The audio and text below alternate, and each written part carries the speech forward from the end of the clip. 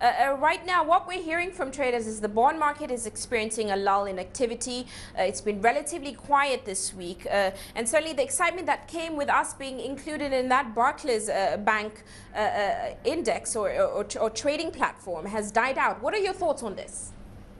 Yeah, basically what has happened with the bond market is that we've seen a lull in influx of funds from outside the country since the listing of the Nigerian bonds on the JP Morgan index since October.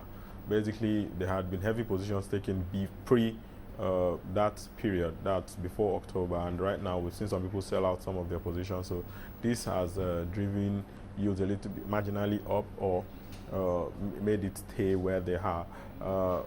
Today, of course, we saw a rally in prices of 2017, 2019, and 2022. I would ascribe that to be people covering positions, short positions, I mean, basically. I don't think they are feeling demands and all that. The demand basically has come down. The next major event will be the bond auction that will be coming up very soon. Right. And go ahead, Bankole. I was actually going to just connect to you talking about the bond auction coming up soon. And yes, I mean, there's a bond. We did have some reports that the DMO was reducing the amounts that they were giving, putting up on offer. Yes, that's in line with what I was going to say, basically. It's clear that the government, I mean, through its minister of the coordinating minister for the economy, it's clear that the direction they are looking towards is outside the country, borrowing cheaper funds from the global markets rather than borrowing heavily locally, where figures are double figures already, and I mean we could see inch back into 14%, 15% levels. So they are clearly trying to discourage borrowing locally. In fact, trying to pay down by February next year a huge chunk of amount going to mature of the 2013 bond maturities, such that the borrowings that will be made after that period would then be local, cheaper, international or global debt that will be cheaper, basically. So it had been like that for the last 3 months. We've seen a reduction in the amount they were issuing compared to a period for, like, say, beginning of the year. So basically the direction is reduce your local debt levels, right, and then to favor more of global funding for projects. Well, Bankole, tell me more about what's the picture in the T-bill market. I mean, we're hearing yields are continuing to drop, and certainly on the back of lots of liquidity. Sorry. Yes, on the T-bills market, I would refer to it as very active.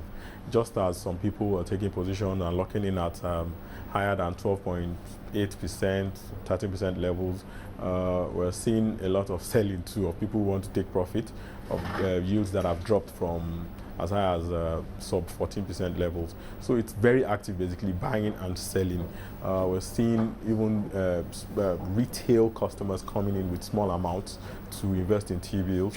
We're seeing a lot of corporates also taking positions, especially on the one-year Treasury bill maturities, which has the lowest yields on the curve right now. So the bonds and the T-bills now have inverse yield curves, with the longer tenured securities having lower yields than those of the short maturities, basically. Right, and then let's turn our attention to the Naira, which we saw, where we're hearing that over in the FX markets, there's a bit bearish on the Naira. I mean, why is this, Bankole? Yes, what has happened is that, just like we discussed earlier concerning a lull in influx of dollars for demand for fixed income, that the inflow of dollars for fixed income securities initially had helped the value of the Naira to a great extent between August, September, and then October. But what we're seeing in November right now is that people are either selling down, or, I mean, we're seeing very marginal demand.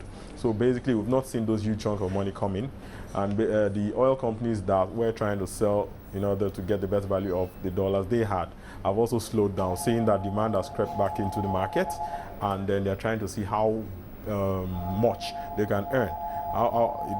Some people had forecasted that the Naira was going to devalue, I mean, to an extent. Now we're at over 158.40 yes, levels at the interbank, and that's 1 Naira devaluation in the last 7 days, basically. So for those who have dollar earnings, dollar proceeds right now, they will want to see how far that can go, how high Naira can go against the dollar, to see how much you can earn, basically. It's basic speculation for now.